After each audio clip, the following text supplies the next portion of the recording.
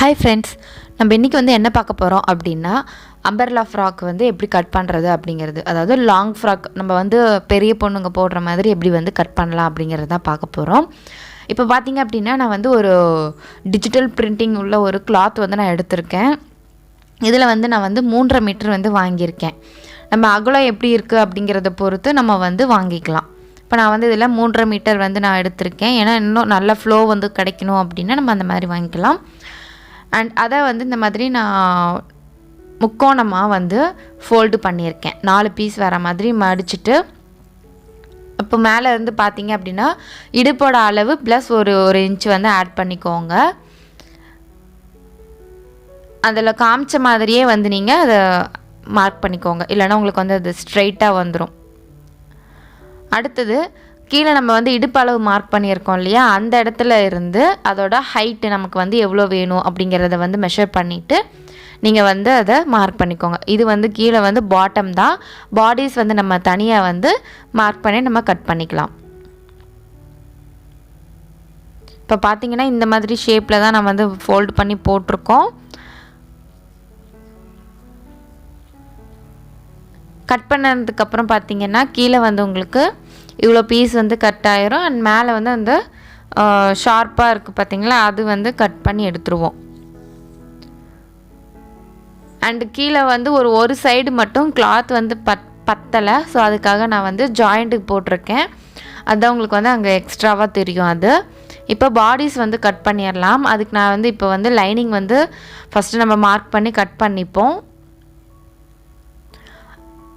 உங்களுக்கு பாடிஸ் எந்த அளவுக்கு வேணும் அப்படிங்கிறத மெஷர் பண்ணிக்கோங்க. அண்ட் உங்களுடைய மெஷர்மெண்ட் எல்லாத்தையும் நோட் பண்ணிவிட்டு அதுக்கப்புறமா நீங்கள் மார்க் பண்ணி கட் பண்ணிங்கன்னா ஈஸியாக இருக்கும். கீழே ஒரு 1/2 இன்ச்சுக்கு இந்த மாதிரி லைன் ட்ரா பண்ணிக்கோங்க. ஏன்னா நம்ம அந்த இடம் ஜாயின் பண்ணுறதுக்காக தேவைப்படும்.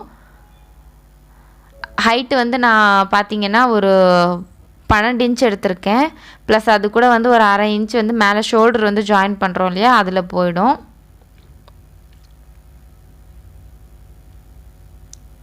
ஸோ 12.5 இன்ச் மார்க் பண்ணிக்கோங்க. அதுக்கப்புறமா ஷோல்டர் பார்த்தீங்க அப்படின்னா நான் 5 இன்ச் மார்க் பண்ணுறேன். அதை இந்த மாதிரி லைன் ட்ரா பண்ணிக்கோங்க. அதுக்கப்புறம் ஆர்ம் ஹோல் நான் இப்போதைக்கு 5.5 இன்ச் வைக்கிறேன். நம்ம பார்த்துட்டு அதுக்கப்புறமா எக்ஸ்ட்ரா இருக்குது அப்படின்னா கம்மி பண்ணிக்கலாம், இல்லை வேணும்னா கொஞ்சம் அதிகம் பண்ணலாம். ஏன்னா ஒரு 1/2 இன்ச் அது கொஞ்சம் முன்ன பின்ன வரும். இப்போ செஸ்ட் மெஷர்மெண்ட் மார்க் பண்ணிக்கோங்க. ப்ளஸ் 1.5 இன்ச் அது பார்த்திங்க அப்படின்னா ஸ்டிச்சிங்க்காக விட்டுருவோம். அதுக்கப்புறமா நம்ம கீழே எவ்வளோ லென்த்துக்கு நம்ம பாடிஸ் எடுத்திருக்கோமோ அந்த இடத்துல ஒரு ரவுண்டு அந்த சுற்றளவு எவ்வளோன்னு பார்த்துட்டு அதை மார்க் பண்ணிக்கோங்க. அது கூட 1 இன்ச் ஆட் பண்ணால் போதும், 1.5 இன்ச் தேவையில்லை. இப்போ எல்லா பாயிண்ட்ஸையும் இந்த மாதிரி லைன் போட்டு ட்ரா பண்ணிக்கோங்க.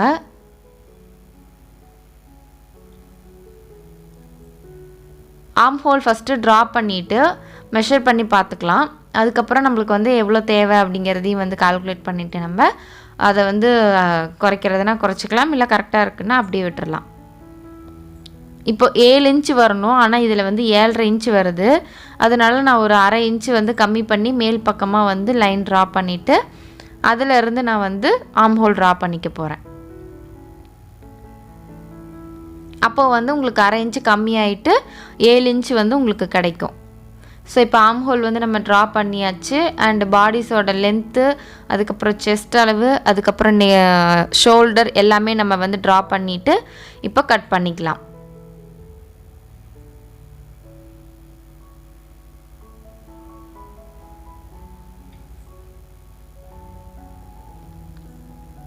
இது பார்த்தீங்க அப்படின்னா நான் என்னோடய மெஷர்மெண்ட்டு வச்சு நான் இதை கட் பண்ணியிருக்கேன்.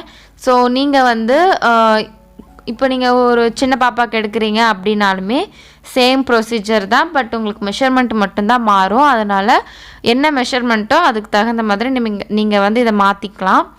பட் ப்ரொசீஜர் எல்லாமே இது தான்.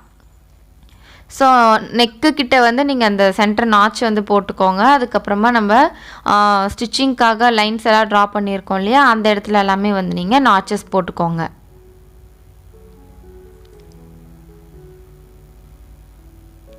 ஸோ இப்போ பாடிஸ் முடிஞ்சிருச்சு. நம்ம வந்து நீடில் வச்சு இந்த மாதிரி பாயிண்ட் பண்ணுவோம் இல்லையா, அந்த இடத்துல வந்து இந்த மாதிரி போட்டுக்கோங்க. ஏன்னா உங்களுக்கு 4 கிளாத்லேயும் வந்து மெஷர்மெண்ட் வந்து கரெக்டாக ட்ரான்ஸ்ஃபர் ஆகிடும்.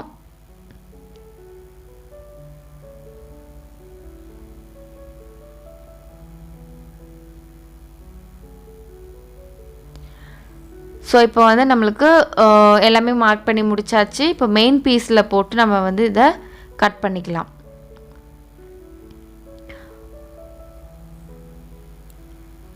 நான் இப்போ வந்து இதை ஃபோல்டு பண்ணிக்கிறேன் 4.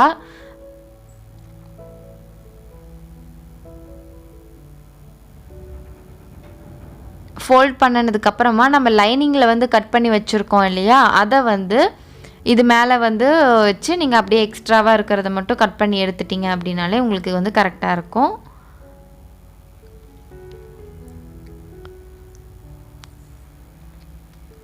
ஸோ உங்களுக்கு வந்து கீழே இந்த ஸ்கர்ட்டோட இது வந்து உங்களுக்கு எந்த அளவுக்கு ஃப்ளோ வேணும் அப்படிங்கிறத பொறுத்து நீங்கள் வந்து கிளாத் வந்து நீங்கள் வாங்கிக்கலாம். அண்டு ஒரு சிஸ்டர் வந்து கேட்டிருந்தீங்க, கிளாத் வந்து எப்படி கால்குலேட் பண்ணி வாங்கிறது, இந்த ட்ரெஸ்க்கு இவ்வளோ, இப்போ வந்து ஒரு சுடி டாப் தைக்கிறோம் அப்படின்னா எப்படி வாங்குறது, இல்லை ஒரு ஸ்கர்ட் தைக்கிறோம், இல்லை ஒரு என்ன ட்ரெஸ் தைக்கிறோமோ அதுக்கு வந்து எவ்வளோ வந்து கிளாத்து தேவைப்படும் அப்படின்னு சொல்லி வந்து எப்படி கால்குலேட் பண்ணுறது அப்படின்னு சொல்லி கேட்டிருந்தீங்க.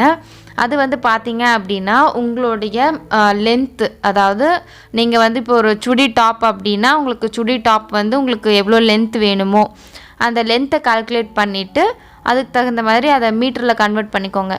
ஏன்னா நம்ம இன்ச்சஸில் எடுப்போம். ஸோ அதை நீங்கள் வந்து சென்டிமீட்டரில் திருப்பி பார்த்தீங்க அப்படின்னா உங்களுக்கு வந்து தெரியும். ஸோ அதை பொறுத்து நீங்கள் வந்து கிளாத் வந்து வாங்கிக்கலாம். இதில் உங்களுக்கு வேறு ஏதாச்சும் டவுட்ஸ் இருந்துச்சுன்னா நீங்கள் வந்து கமெண்ட் பண்ணுங்கள். நான் உங்களுக்கு வந்து அது கிளியராக உங்களுக்கு வந்து அதை கால்குலேட் பண்ணி காட்டுறேன். அண்ட் நான் இப்போ வந்து என்னோடய ஸ்லீவோட லென்த் வந்து மார்க் பண்ணிக்கிறேன். நான் வந்து எல்போ ஸ்லீவ் வந்து இதுக்கு போட போகிறேன். அதனால் நான் வந்து ஸ்லீவ் வந்து லென்த்தாகவே வந்து மார்க் பண்ணிக்க போகிறேன்.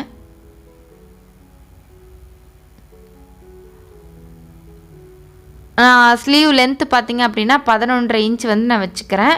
அண்ட் அதே போல் ஆர்ம் ஹோல் வந்து நம்ம இந்த பாடிஸில் வந்து கட் பண்ணியிருக்கோம் இல்லையா, ஸோ இதோட லென்த்தை வந்து மெஷர் பண்ணிக்கோங்க. 7 இன்ச் வருது. ஸோ அதே 7 இன்ச் வந்து இந்த இடத்துல வச்சிங்க அப்படின்னா நீங்கள் ஸ்டிச் பண்ணும்போது உங்களுக்கு அது வந்து கரெக்டாக வந்து செட் ஆகும். அந்த நாச்சஸ் வந்து பார்த்திங்கன்னா நம்ம இதுலேயும் போடுவோம். ஸோ பாடிஸோட நாச்சஸும் ஸ்லீவில் உள்ள நாச்சஸும் வந்து உங்களுக்கு வந்து ஈக்குவலாக வந்து வரணும். அப்போ தான் உங்களுக்கு வந்து அந்த ஆர்ம் ஹோல் ரவுண்டெல்லாம் வந்து ஃபிட்டாக இருக்கும். இல்லைன்னா உங்களுக்கு வந்து ஒரு பக்கம் இழுத்த மாதிரி வந்துடும். ஸோ இப்போ வந்து ஸ்லீவோட ரவுண்டையும் நான் வந்து மார்க் பண்ணிக்கிட்டேன். அண்ட் ஆர்ம் ஹோலை வந்து ட்ரா பண்ணிவிட்டு நம்ம கட் பண்ணிக்கலாம்.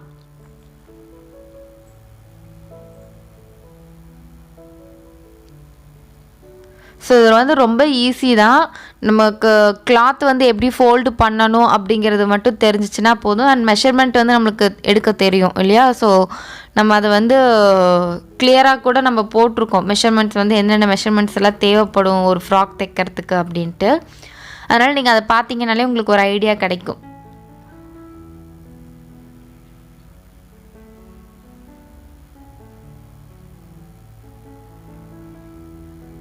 ஸோ நம்ம இப்போ வந்து ஸ்லீவையும் வந்து மார்க் பண்ணி கட் பண்ணியாச்சு.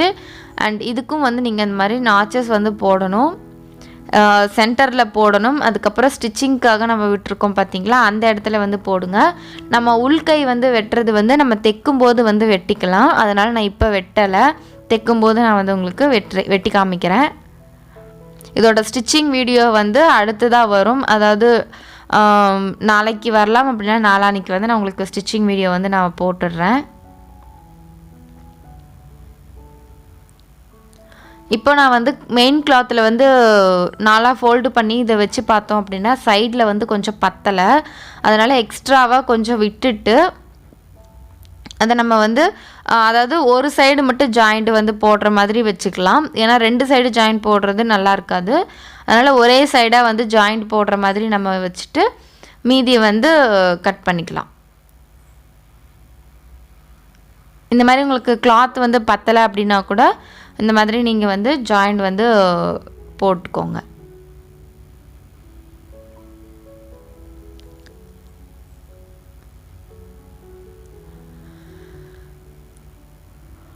மேக்ஸிமம் நீங்கள் வந்து ஒரு லாங் ஃப்ராக் வந்து தைக்கிறீங்க அப்படின்னா குறைஞ்சது ஒரு 3 மீட்டராச்சும் தேவைப்படும்.